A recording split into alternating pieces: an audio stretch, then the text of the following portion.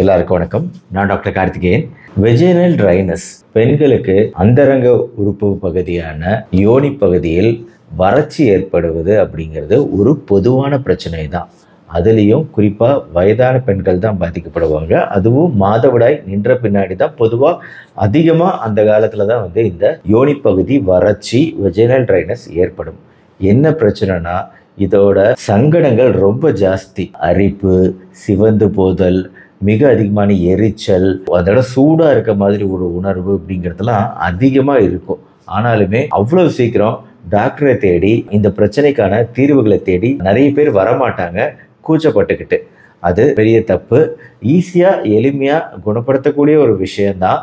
இதற்குரிய தீர்வுகள் நல்லா டெவலப் ஆகியிருக்குது. ஆனால் இதுக்கு தீர்வே இல்லை, நம்மளுக்கு மெனோபாஸ் ஆகிடுச்சு, மாதவிடாய் நின்றுடுச்சு, இனிமேல் என்ன அப்படின்னு சொல்லிட்டு இது நார்மல் அப்படின்னு நினச்சிக்கிறவங்க ஜாஸ்தி. இது குணப்படுத்தக்கூடிய நம்மளோட வாழ்க்கை தரம் நார்மலாக இருக்கிற மாதிரி இருக்கணும். இந்த மாதிரி வெளியே சொல்லாமல் கஷ்டப்படக்கூடாது அப்படிங்கிறதுக்காக தான் இந்த வீடியோ.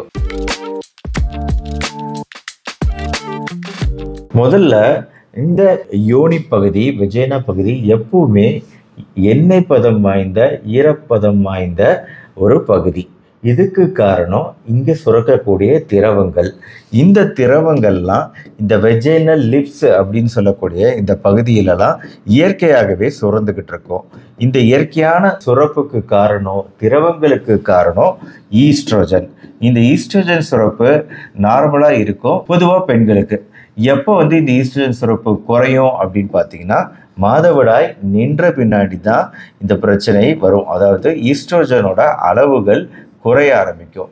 ஈஸ்ட்ரோஜனோட அளவுகள் குறையுச்சு அப்படின்னா இங்கே சுரக்க வேண்டிய திரவங்கள் சுரக்காது.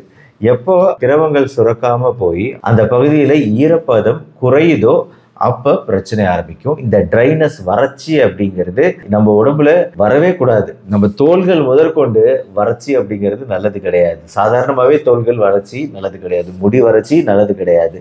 கண்களோட வறட்சி, கண்களில் நிறைய புண்கள் உருவாக்கிடும். அதே மாதிரி தான் வெஜைனா பகுதியில் வறட்சி அப்படிங்கிறதுக்கு அந்த அரிப்பு, இது தொடர்ந்து நம்ம பண்ணிக்கிட்டு இருக்கா. அந்த பகுதி பிச்சுக்கிட்டு இருந்தோம், தேய்ச்சிக்கிட்டு இருந்தோம்னா அந்த இடத்துல ஏற்படக்கூடிய புண்கள் அப்படிங்கிறது அது இன்னும் பெரிய பிரச்சனைகளை ஏற்படுத்தும். அதிகமான பிரச்சனைகளுக்கு கொண்டு போகிறதுக்கு முன்னாடி நம்ம ஈஸியாக அதை ட்ரீட்மெண்ட் பண்ணிடணும். இதில் வீட்டு வைத்திய முறைகள் ஏதாவது கேட்குமா? அதாவது தேங்காய் எண்ணெயெல்லாம் அப்ளை பண்ணலாமா? தேங்காய் எண்ணெய் அப்ளை பண்ணுறது அப்படிங்கிறது நாட் அட் ஆல் அட்வைசபிள்ங்க இந்த இடத்துல. ஏன் அப்படின்னா இது டெம்பரரியாக ஒரு தற்காலிகமாக ஒரு சின்ன நிவாரணம் கிடைக்கிற மாதிரி தெரிஞ்சாலும் தேங்காய் எண்ணெய் அப்படிங்கிறது அங்கே இன்ஃபெக்ஷன்கள், பூஞ்சை தொற்றுகள் உருவாகிறதுக்கு வரத்துக்கு ஒரு பெரிய காரணமாக அமைஞ்சிடும். அதனால் எண்ணெய்கள் அந்த இடத்துல அப்ளை பண்ணுறதுங்கிறது கூடாது. அதை கேட்காதுங்க. இந்த பிரச்சனையை குறைக்காது, மேலும் அதிகப்படுத்த தான் செய்யும்.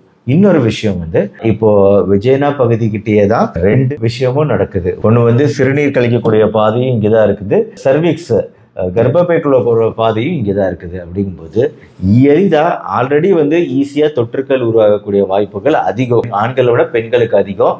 இந்த அனாட்டாமிக்கல் அமைப்புனால இதில் ட்ரைனஸ் வேறு இருக்குது, வறட்சி வேறு இருக்குது அப்படின்னா அந்த இடத்துல இன்னுமே தடுப்பு சக்தி குறைவாயிடும்.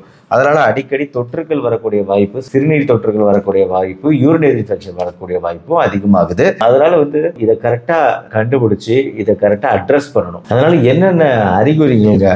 அடிக்கடி சிறுநீர் கழித்தல், அதாவது யூரினரி இன்ஃபெக்ஷன் இருந்தால் அடிக்கடி சிறுநீர் கழித்தல் இருக்கும். அதே மாதிரி இங்கே அடிக்கடி சிறுநீர் கழித்தல் அப்படிங்கிற பிரச்சனை இருக்கும். இந்த யோனி பகுதியில் அதிகமான எரிச்சல், சூடாகவே இருப்பது போன்ற ஒரு உணர்வு, உட்காரவே முடியாமல், தினசரி வேலைகளை செய்ய முடியாமல், இந்த டென்ஷன்லேயே ரொம்ப கோபமும் எரிச்சலுமாக இருப்பாங்க. வெஜைனா பகுதியில் வலி, உடலுறவு அப்படிங்கிறது மிக கடுமையான வலியை ஏற்படுத்தக்கூடியதாக இருக்கும். சில சமயம் உடலுறவு முடிஞ்ச பின்னாடி ப்ளீடிங், இரத்த கசிவு கூட தென்படலாம். இதெல்லாம் தான் பொதுவான அறிகுறிகளுங்க.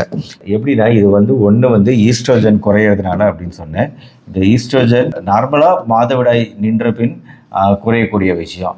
ஆனால் சில பேர் இப்போ ஒரு வேளை வேறு ஏதாவது கர்ப்பப்பையில் ப்ராப்ளம் இருக்குது அப்படின்னு சொல்லி இப்போ சின்ன வயசில், அதாவது மிடில் ஏஜ்டு 30 இயர்ஸ் 20 இயர்ஸ் 30 இயர்ஸில் இதே மாதிரி வெஜைனல் ட்ரைனஸ் வருது யோனி பகுதியில் வறட்சியும் அரிப்பும் எரிச்சலும் இருக்குது அப்படின்னா அங்கே வந்து என்னென்ன விஷயம் இருக்கலாம்னா இந்த ஈஸ்ட்ரோஜன் குறைக்கிறதுக்கான மாத்திரைகள் ஏதாவது எடுக்கிறவங்களா இருக்கலாம். ஏன்னா கர்ப்பப்பையில் வந்து இந்த எண்டோமெட்ரியோசிஸ் இந்த மாதிரி சில கட்டிகள் போன்ற விஷயங்கள்லாம் வரும். ஸோ இந்த மாதிரி சுச்சுவேஷன்லாம் வரும்போது அப்போ நம்ம ஈஸ்ட்ரோஜனை குறைக்கிறதுக்கான மாத்திரையே நம்ம தருவோம். அதை தந்தா தான் இந்த பிரச்சனை சரியாகுங்கிற மாதிரி வரும். அதனால வந்து இந்த ட்ரைனஸ் வரலாம். ஓரல் கான்ட்ரசெப்டிவ் பில்ஸ் கர்ப்பத்தடைக்கான மாத்திரைகள் ஏதாவது சாப்பிட்றாங்க அப்படின்னா மேபி அதுவுமே ஒரு ஹார்மோன் மாறுபாடுகள் பேலன்ஸ் நடுநிலை தவறி விடலாம். இதனால வந்து ஈஸ்ட்ரோஜன் அளவுகள் குறையலாம். அந்த மாதிரி சூழ்நிலையில வந்து காப்பர் டீ போன்ற ஹார்மோன் இல்லாத கர்ப்பத்தடையை யூஸ் பண்ண சொல்லணும். சில சமயம் ஏதாவது ப்ராப்ளம்காக சர்ஜிக்கலா அறுவை சிகிச்சையின் மூலம் இந்த ஓவரிகளை மட்டுமே எடுத்திருக்கலாம். இந்த ஓவரிகளை எடுத்துட்டோம் அப்படின்னா இதனாலே வந்து ஈஸ்ட்ரோஜன் அளவுகள் இயற்கையாகவே குறையும். உற்பத்தி இருக்காது. ஓவரிங்கிறது ஈஸ்ட்ரோஜன் உற்பத்தி பண்ணக்கூடிய இடம். கர்ப்பப்பைக்கு பக்கத்தில் இருக்கக்கூடிய சினைப்பையை தான் ஓவரின்னு சொல்லுவோம். கருமுட்டையும் இங்கிருந்து தான் உற்பத்தியாகி கர்ப்பப்பைக்கு போகும். இது இல்லாம நார்மலாகவே இந்த கர்ப்ப காலத்துல வந்து ஹார்மோன் மாறுபாடுகள் இருக்குங்க. அதனால இந்த கர்ப்ப காலத்திலையும் பாலூட்டும் தாய்மார்கள் லாக்டேஷன் பீரியட்லேயும் வந்து கண்டிப்பாக வந்து ஹார்மோன் மாறுபாடுகள் இருக்கும். இதனால வந்து வெஜினல் ட்ரைனஸ் அந்த சமயத்தில் வரலாம். ஆனால் அது வந்து காலப்போக்கில் அது குறைஞ்சிடும் அப்படிங்கிறத புரிஞ்சுக்கணும். ஏன்னா இது வந்து இயற்கையான விஷயம், ஃபிசியலாஜிக்கல் சேஞ்ச், இயற்கையான மாறுபாடு. அது கர்ப்பத்தினால உண்டான மாறுபாடு. அந்த கர்ப்ப காலத்தை தாண்டின உடனே இது சரியாக போயிடும். இது வந்து ஓகே. ஆனால் சில விஷயம் கவனிக்க வேண்டிய விஷயம்னு ஒன்று இருக்குது. அது வந்து சர்க்கரை நோய் இருக்குது அப்படின்னு வைங்களேன். இந்த சர்க்கரை நோயில் சர்க்கரை அளவுகள் நம்ம கட்டுப்பாடு இல்லாமல் போயிடுச்சு அப்படின்னா அப்போ வந்து இந்த பிரச்சனை நிகழும். அப்போ வரக்கூடிய வெஜினல் ட்ரைனஸ் வந்து டேஞ்சர். அது வந்து கூடவே வந்து புண்கள், ஆறாத புண்கள் போன்ற விஷயங்களை கூட ஏற்படுத்தும். அதனால் சர்க்கரை நோய் இருக்குன்னா சர்க்கரை நோயை ப்ராப்பராக கவனித்து சர்க்கரை அளவுகளை குறைக்கிறது இந்த பிரச்சனைக்கு தீர்வாக இருக்கும். இது இல்லாமல் இன்னொரு பொதுவான காரணம் வந்து அலர்ஜி இருக்கும். சில பேருக்குலாம் இந்த அலர்ஜிக்கு வந்து இந்த மாத்திரைகள் சாப்பிடுவாங்க. இந்த அலர்ஜி மாத்திரைகள் சாப்பிட்றவங்களுக்கு சைடு எஃபெக்ட் வந்து இந்த மாதிரி வெஜினல் ட்ரைனஸ் அப்படிங்கிறது ஞாபகம் வச்சுக்கணும். அதனால் தேவை இருந்தால் மட்டும்தான் அலர்ஜி மாத்திரைகள் உபயோகப்படுத்தணும், இல்லைனா உபயோகப்படுத்தக்கூடாது. இதற்கு அடுத்து அரிதான காரணங்கள் பொறுத்த வரைக்கும் கேன்சர் பிரச்சனை இருக்குது அப்படின்னா கேன்சருக்கு கீமோதெரப்பி போன்ற விஷயங்கள் தருவோம் இல்லையா. இந்த கீமோதெரப்பி ரேடியோ தெரப்பியோட சைடு எஃபெக்டா பக்க விளைவா வந்து யோனி வறட்சி அப்படிங்கிறது ஏற்படலாம். டிப்ரெஷன் அப்படிங்கிற மனச்சோர்வுக்கு ஆன்டி டிப்ரெசன்ட் மாத்திரைகள் சாப்பிட்டா அதனால வந்து இந்த வெஜினல் ட்ரைனஸ் வரக்கூடிய வாய்ப்பு இருக்கு. ஸோ இதெல்லாம் வந்து குறிப்பிட்ட பிரச்சனைகள்னால வரக்கூடியது. இந்த வெஜினல் ட்ரைனஸ்க்காக கேன்சர் ட்ரீட்மெண்ட் பண்ணாமல் இருக்க முடியாது, டிப்ரெஷனை ட்ரீட்மெண்ட் பண்ணாமல் இருக்க முடியாது. டிப்ரெஷனையும் இதையும் ட்ரீட்மெண்ட் பண்ணித்தான் ஆகணும். கூடவே இந்த பிரச்சனையை சமாளிக்கணும். ஸோ இதை எப்படி சமாளிக்கலாம் அப்படின்னா வந்து ஃபர்ஸ்ட் இந்த வெஜினல் பகுதியில் தேவையில்லாத விஷயங்கள் உபயோகப்படுத்துறத முதல்ல தவிர்க்க பாருங்க. ரொம்ப முக்கியமான விஷயம் இது. தேவையில்லாத விஷயம்னா தொடர்ந்து ட்ரைனஸ் இருக்குங்கிறதுக்காக அடிக்கடி சோப்பு போட்டு கழுவுறது, ஒவ்வொரு வாட்டியும் பாத்ரூம் போனதுக்கு அப்புறமும் வெஜைனா பகுதியை சோப்பு போட்டு கழுவுறது அப்படிங்கிறது இருக்கக்கூடாது. அது வந்து எப்பவும் போல குளிக்கும் போது க்ளீன் பண்ணுறதோட இருக்கணுமே தவிர மற்ற நேரத்தில் சோப்பு யூஸ் பண்ணக்கூடாது. அதே மாதிரி லூப்ரிகண்ட்டு, மாய்ஸ்சரைசர் அப்படின்னு சொல்லிட்டு பர்ஃப்யூம் எதுவுமே யூஸ் பண்ணக்கூடாது. ஏன்னா இயற்கையாகவே அங்கே வந்து திரவங்கள் சுரக்கக்கூடியது பிஹெச் அப்படின்னு சொல்லக்கூடிய அந்த வெஜினால இருக்கக்கூடிய பிஹெச் அளவுகள், அமிலகாரத்தன்மை பேலன்ஸு, அந்த பிஹெச் அளவுகளை ஒரு குறிப்பிட்ட அளவில் வச்சுக்கிறதுக்கு இந்த இயற்கையான சுரப்புகள் அவசியம். செயற்கையான விஷயங்கள் அங்கே அதிகமாக போக போக பிரச்சனை தான் அதிகமாகும். அதனால் அதை அவாய்ட் பண்ணி தான் ஆகணும். இன்னொரு விஷயம், லூப்ரிகண்ட் இப்போ வேசலினோ தேங்காய் எண்ணெய் எதுவுமே வந்து யூஸ் பண்ணக்கூடாதுங்க. இதெல்லாம் வந்து அதிகமான தொற்றுக்களை ஏற்படுத்தக்கூடிய வாய்ப்புகள் அதிகப்படுத்திடும். அதனால் இந்த மாதிரி வீட்டு வைத்திய முறைகள் அங்கே அப்ளை பண்ணுறதுங்கிறதும் கேட்காது. வேறு எதுவுமே இல்லையா டாக்டர், வழக்கமாக நாம் வந்து ஏதாவது ஒரு ஹோம் ரெமெடி சொல்லுவோம். அந்த மாதிரி ஒரு ஹோம் ரெமெடி வந்து சாப்பிடக்கூடிய ஒரு விஷயம் ஃபைட்டோ ஈஸ்ட்ரோஜன்ஸ் உள்ள உணவுகள். இந்த ஃபைட்டோ ஈஸ்ட்ரோஜன்ஸ் அப்படிங்கிறது எந்த உணவுலங்க இருக்குது? நட்ஸ் அண்ட் சீட்ஸ், அதாவது பாதாம், பிஸ்தா, முந்திரி, இந்த மாதிரி நட்ஸு வகைகளில் வந்து ஃபைட்டோ ஈஸ்ட்ரோஜன்ஸ் இருக்குது. இரண்டாவது வந்து சீட்ஸ், விதைகள், பூசணி விதைகள், ஆளி விதைகள், வெள்ளரி விதைகள், இந்த மாதிரி விதைகள் இருக்கு இல்லையா, இந்த சீட்ஸும் கிடைக்கும் நம்மளுக்கு. இது சியா சீட்ஸு, இந்த மாதிரி சீட்ஸ் வகைகள். அதனால் நட்ஸ் அண்ட் சீட்ஸில் ஃபைட்டோ ஈஸ்ட்ரோஜன்ஸ் இயற்கையாக இருக்குது. ஆனால் இது முழுமையெல்லாம் குணப்படுத்தும்னு சொல்ல முடியாது. ஆராய்ச்சிகளும் கம்மி. இது வந்து ஒரு சப்போர்ட்டிவாக கூட யூஸ் பண்ணக்கூடிய இதை சேர்த்துக்கலாம், இது உணவாக சேர்த்துக்கலாம். இது மற்றபடி கார்டியோ ப்ரொடெக்டிவ், இப்போ வயதாகும் போது வரக்கூடிய பிரச்சனைனா இந்த மாதிரி நட்ஸ் அண்ட் சீட்ஸ் சாப்பிட்றதுங்கிறது இது நம்ம இதயத்துக்கு நல்லது, சர்க்கரை அளவுகளை கட்டுப்படுத்தவும் உதவுது, எல்லா வகையிலையும் நல்லது நட்ஸ் அண்ட் சீட்ஸ். அதே மாதிரி சின்ன வயசுலையுமே 20-30 வயசு இல்லை கர்ப்ப காலத்தில் எல்லா நேரத்துலையுமே இந்த நட்ஸ் அண்ட் சீட்ஸ் சாப்பிட்லாங்க. ஏன்னா இந்த ஃபைட்டோஎஸ்ட்ரோஜன்ஸ் இயற்கையாகவே நம்ம ஹார்மோன் அளவுகளை எப்பவும் ஒரு பேலன்ஸில் வச்சுக்க உதவி செய்யுது. அதனால இது உதவிகரமாக இருக்கும். இன்னொன்று சோயா.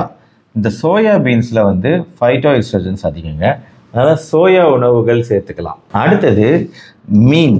இந்த மீன் அப்படிங்கிறது இதில் இருக்கக்கூடிய ஒமேகா 3 கொழுப்புகள் ஓரளவுக்கு உதவி செய்யும். இது இல்லாமல் ஆப்பிள் நல்லது. இந்த சமயத்தில் முழு தானியங்கள் நல்லது. முழு தானியங்களில் உள்ள நார்ச்சத்து இந்த ப்ரொடெக்ஷன் எஃபெக்ட்டுக்கு காரணம். பட் இதெல்லாம் ஓரளவு தாங்க.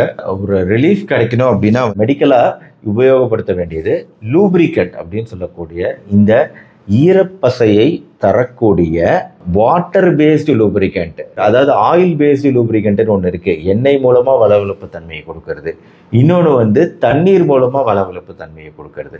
இந்த மாதிரி கண்டிஷனுக்கு கண்டிப்பா ஆயில் பேஸ்டு யூஸ் பண்ணக்கூடாது. இது வெஜைனா பகுதிங்கிறதுனால தொற்றுகள் வருங்கிறதுனால இதுக்கு யூஸ் பண்ண வேண்டியது என்னைக்குமே வாட்டர் பேஸ்டு, தண்ணீர் மூலமா ஈரப்பசையை கொடுக்கக்கூடிய வாட்டர் பேஸ்டு லூப்ரிகண்ட் கிடைக்கும். KY லூப்ரிகண்ட் நிறைய இருக்குது. இந்த மாதிரி டாக்டரோட பிரிஸ்கிரிப்ஷன் படி நீங்க வாட்டர் பேஸ்டு லூப்ரிகண்ட் யூஸ் பண்ணலாம். அதுதான் உங்களுக்கு சேஃபும் கூட. ரெண்டாவது ஈஸ்ட்ரோஜன் கிரீம்கள். இந்த ஈஸ்ட்ரோஜன் கிரீம்கள் இருக்கு, பட் எல்லாரும் இதை யூஸ் பண்ண முடியாது. இப்போது already family history of cancer, ஏதாவது புற்றுநோய்கள் பரம்பரையில் யாருக்காவது இந்த மார்பக புற்றுநோய், கர்ப்பப்பை வாய் புற்றுநோய் போன்ற விஷயங்கள்லாம் ஏற்கனவே இருந்திருக்கு. இந்த மாதிரி சுச்சுவேஷனில் இருக்கிறவங்களுக்கு இந்த மாதிரி கிரீம்கள், ஈஸ்ட்ரோஜன் கிரீம்களாக கொடுக்கறது கூட கான்ட்ரா இண்டிகேட்டட்னு சொல்லுவோம், அதாவது கொடுக்க முடியாது. அதனால் டாக்டரோட ஆலோசனை இல்லாமல் இதை நம்ம டைரெக்டாக மருந்து கடையிலாம் யாரும் வாங்கி பயன்படுத்தாதீங்க. இது இல்லாமல் லேட்டஸ்ட் ட்ரீட்மெண்ட்ஸ் இந்த லேசர் ட்ரீட்மெண்ட் ஒன்று இருக்குது. இன்னொன்று இந்த பகுதியில் நம்ம உடல்லேருந்து எடுக்கக்கூடிய ரத்தத்துலேருந்து எடுக்கக்கூடிய சில அணுக்களை பிரித்து எடுத்து அதை வெஜைனா பகுதியில் இன்ஜெக்ஷனாக செலுத்தி திசுக்களை வளர வைக்கிற ஒரு புது டெக்னாலஜி முறை இப்போல்லாம் வந்திருக்கு. நீங்கள் முடிஞ்ச அளவு நம் உணவு முறைகள் பின்பற்றி நார்மலாக நடைப்பயிற்சிகள்லாம் ரெகுலராக பண்ணி வாட்டர் பேஸ்டு லூப்ரிகண்ட் தேவைன்னா, ரொம்ப பிரச்சனை அதிகமாக இருக்குன்னா யூஸ் பண்ணி தேவையான உணவுகள் சேர்த்துக்கிட்டு ஸ்ட்ரெஸ் அளவுகளை குறைச்சி வாழ்ந்தோம்னா முடிஞ்ச அளவு இதை கண்ட்ரோல் பண்ணலாம். முடியாத பட்சத்தில் நீங்கள் நவீன மருத்துவத்தை நாடுறது உங்களுக்கு நிரந்தர தீர்வை தரும். எப்படி இருந்தாலும் இதுக்கு ஒரு தீர்வு இருக்குது. அதனால் இதுக்கு தீர்வு இல்லைன்னு நினச்சி யாரும் மறைந்து வாழ வேண்டிய அவசியம் இல்லை. டாக்டர் ஒரு பெண் மருத்துவரை பார்த்தீங்கன்னா எல்லாமே ஃபுல்லாக எக்ஸாமின் பண்ணி பார்ப்பாங்க. எந்த அளவுக்கு புண்ணு இருக்குது, உராய்வுனால ஏதாவது புண்கள் ஏதாவது ஏற்பட்டிருக்கா, இந்த பகுதியில் வேறு இன்ஃபெக்ஷன் இருக்கா, தொற்றுக்கள் இருக்கா, எல்லா டெஸ்ட்டும் பண்ணி பார்த்துருவாங்க. பண்ணி பார்த்து அதுக்குரிய மருத்துவம் கொடுத்தாங்கன்னா பிரச்சனை ஓவர். ஸோ அதனால் மறைக்காமல் இந்த பிரச்சனைக்கான தீர்வை காண பாருங்கள். இந்த வீடியோ கண்டிப்பாக இன்னொரு முக்கியமான விழிப்புணர்வு வீடியோன்னு நினைக்கிறேன். அதனால் உங்கள் ஃப்ரெண்ட்ஸ் அண்ட் ரிலேட்டிவ்ஸ்க்கு ஷேர் பண்ணுங்கள். இந்த வீடியோ பிடிச்சிருந்துச்சுன்னா மறக்காமல் லைக் பட்டனை ப்ரெஸ் பண்ணுங்கள். நம்ம சேனல் டாக்டர் கார்த்திகேயன் இது வரைக்கும் சப்ஸ்கிரைப் பண்ணலாம், சப்ஸ்கிரைப் பண்ணி இந்த பெல் ஐக்கான் கிளிக் பண்ணி வச்சுக்கோங்க. இந்த மாதிரி மருத்துவ வீடியோக்கள் டெய்லி பார்க்க மறுபடியும் நாளைக்கு பார்ப்போம். நன்றி, வணக்கம்.